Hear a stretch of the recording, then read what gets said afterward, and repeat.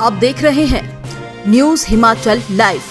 सहकारी सभाएं क्षेत्र को समृद्धि करने में अहम रोल अदा करती है। सहकारी सभाओं का मुख्य उद्देश्य सहकारी संस्थाओं के सहयोग से ग्रामीण और शहरी क्षेत्रों में आर्थिक विकास को प्रोत्साहित करना है। यह बात उप मुख्यमंत्री मुकेश अग्निहोत्री ने हरोली विधानसभा क्षेत्र के तहत हिम कैप्स कॉलेज बेढ़ा में 70वें अखिल भारतीय सहकारी सप्ताह के राज्य स्तरीय सहकारी समारोह की अध्यक्षता करते हुए कही। उन्होंने कहा कि आज समय है जब हमें सहकारिता व उसके इतिहास के बारे में विश्लेषण करना होगा ताकि पता चल सके कि हमने कहां से आरंभ किया तथा और कहां पहुंच चुके हैं। उन्होंने कहा कि हिमाचल प्रदेश देवभूमि के नाम से विश्व विख्यात है। हरोली विस क्षेत्र के पंजावर गांव से वर्ष 1892 में इस जन आंदोलन की शुरुआत हुई थी, जिसने पूरे देश में जन आंदोलन का रूप लिया। वर्तमान में देश अन्य राज्य भी सहकारिता में तीव्र गति से आगे बढ़ रहे हैं और सहकारिता क्षेत्र में बेहतरीन कार्य कर रहे हैं। कोऑपरेटिव सेक्टर से जुड़ा हुआ और अभी हमने अधिकारियों को निर्देश दिए हैं कि पंजाबर में जिन्होंने कोऑपरेटिव के जन्मदाता मियां हीरा सिंह जी, उनके नाम का ट्रेनिंग इंस्टीट्यूशन बनाया जाएगा। वो जगह नाम भी कर दी गई है, उसको राशि मुहैया करवाना डिपार्टमेंट हमारे पास है, हम देंगे पैसा और उसको बना के हम तैयार करेंगे। लेकिन यहाँ की सोसाइटियों ने बहुत अच्छा काम किया है और एक सोसाइटी हमारी है 5 मेगावाट का पावर प्रोजेक्ट चला रही है और अभी सोलर के प्रोजेक्ट आ रहे हैं। सोसाइटियों को उसमें भी अपना योगदान देना चाहिए, क्योंकि 500 मेगावाट तक की क्षमता कायम की है जो कि हिमाचल प्रदेश में प्रोजेक्ट दिए जाने हैं। उसमें आप लोगों की भूमिका अग्रणी हो सकती है और 100 करोड़ की सोसाइटी, 125 करोड़ की सोसाइटी, लेकिन अब लगभग 870 सोसाइटियां जो है उनका चयन हो गया है कि वो पूरी तरह डिजिटल हो जाएगी। वो पूरी तरह डिजिटल हो जाएंगी। एक जो आरोप लगता था कि फलां जगह हेराफेरी हो गई, फलां जगह ऊंच नीच हो गई, जिससे कि कोऑपरेटिव सेक्टर को धक्का लग रहा था, उसके चलते जो इसमें पहले 870 सोसाइटियां वो चूज की गई हैं, जो अच्छी सोसाइटी है, मुनाफे की सोसाइटियां हैं, ठीक चल रही हैं, उनका रिकॉर्ड सारा डिजिटल किया जा रहा है। सब कुछ ऑनलाइन हो जाएगा। जिसका पैसा लगा उसको साफ नजर आता रहेगा कि मेरा पैसा कहाँ लगा है और क्या वो पूरी तरह जो है सुरक्षित है कि नहीं है। लोग कहते हैं कि हम अभी आपको बताया कि कितना बड़ा ये सेक्टर है और उसको कारोबार के लिए आगे क्या बढ़ाना है। प्राइमरी एग्रीकल्चर कोऑपरेटिव सोसाइटीज के लिए केंद्र सरकार भी इसमें जोर दे रही है, जवाब दे रही है कि उनको क्या क्या काम मिलने चाहिए, उनको क्या कारोबार दिए जा सकते हैं। वेयर हाउस बनाने हैं या सीए स्टोर बनाने हैं या दूसरे काम करने हैं, खाद का काम करना है या पेस्टिसाइड का काम करना है या कोई ऑर्गेनिक काम करना है। बहुत काम है जो कि सेक्टर से जुड़ा हुआ है और लेकिन इसकी बुनियाद, सबसे बड़ी बुनियाद जो है विश्वसनीय। नया रोड मैप तैयार कीजिए, हिमाचल के लिए नया रोड मैप तैयार कीजिए। पैसा इनका है, इनको देने में हमें क्या दिक्कत है, बशर्ते ये मुनाफे, अगर मुनाफा है, तुमने अर्जित किया है, पैसा आपने कमाया है, अगर उसमें से आपका हक बनता है तो हम रखने वाले कोई नहीं होते। लेकिन अगर आप घाटे में हैं तब आपको जो है किस ढंग से सही करना है वो भी आरसीएस को लिखना है।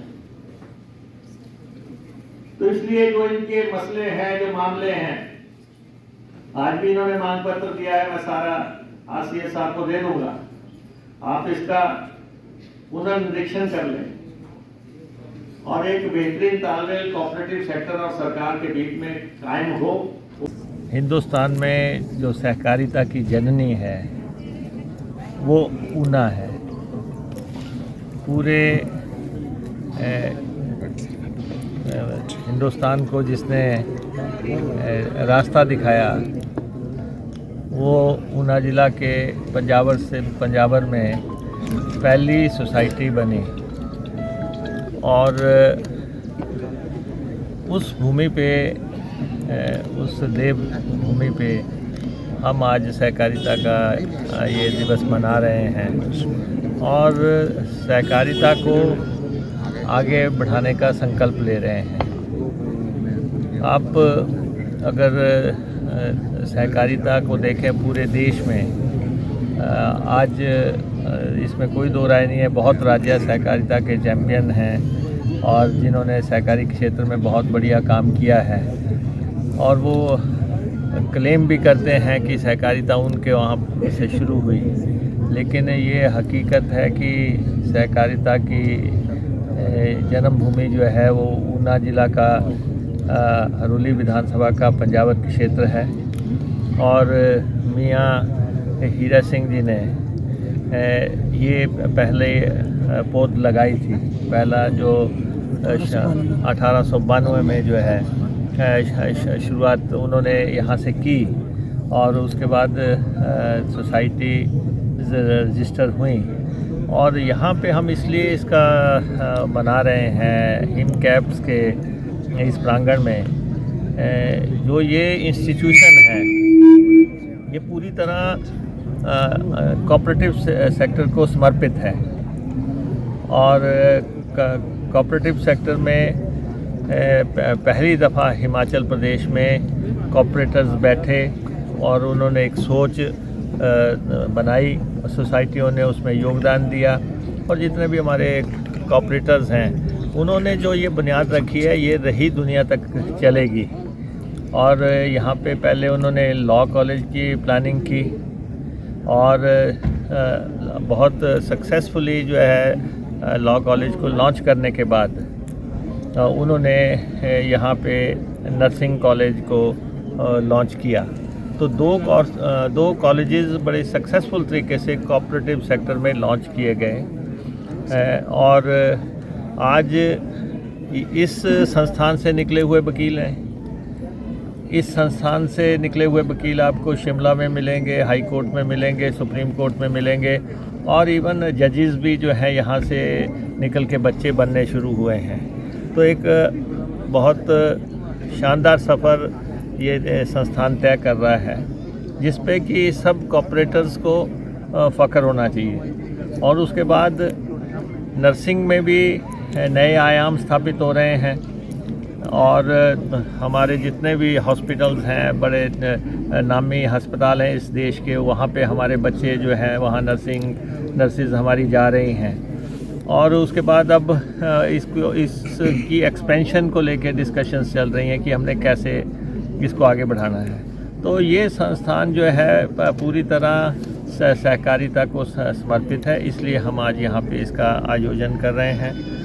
और सेकेंडली क्योंकि ऊना में यहाँ पे कोऑपरेटिव सेक्टर शुरू हुआ था तो हम मियाँ हीरा सिंह जी के याद में वहाँ पे जो है लैंड हमने ट्रांसफ़र कर दी है कोऑपरेटिव के संस्थान की और वहाँ पे सब कोऑपरेटर्स की मदद से हम वहाँ पे ट्रेनिंग सेंटर बनाना चाहते हैं, क्योंकि जिस व्यक्ति ने पूरे देश को रास्ता दिखाया हो तो वहाँ भी एक जो है उनकी यादगार रहनी चाहिए।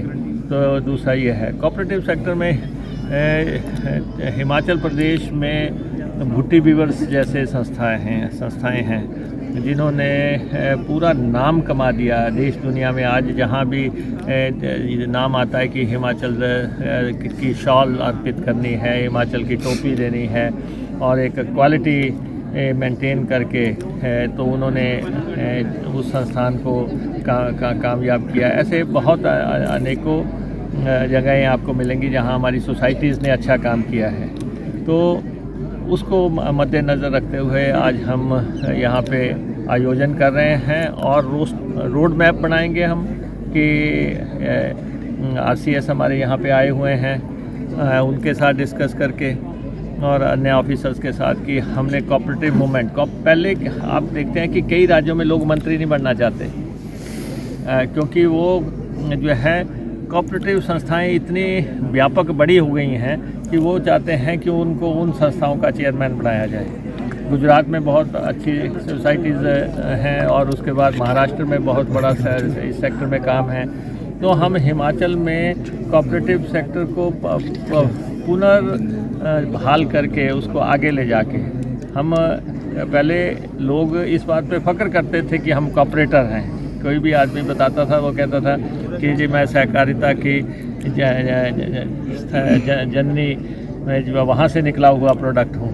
लेकिन बीच में कॉपरेशन मूवमेंट को धक्का लगा और कुछ संस्थाएं भी ऐसी आई जहाँ पे कि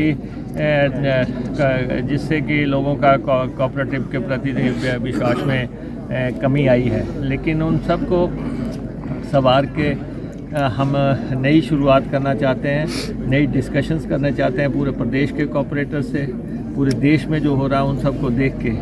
तो एक नया रोड मैप हम कोऑपरेटिव जगत में बनाना चाहते हैं। हमारे आप देखते हैं कोऑपरेटिव सेक्टर में हमारे 2 बैंक्स हैं।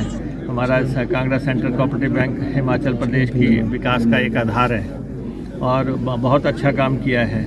ऐसे ही हमारा शिमला में जो दूसरा बैंक है स्टेट कोऑपरेटिव बैंक, उसने बहुत अच्छा काम किया है और दोनों के पास बहुत अच्छी पूंजी है और इन धरोहरों को हमें बचा के रखना है। फिर हमारे पास 5-6 और बैंक है, कोई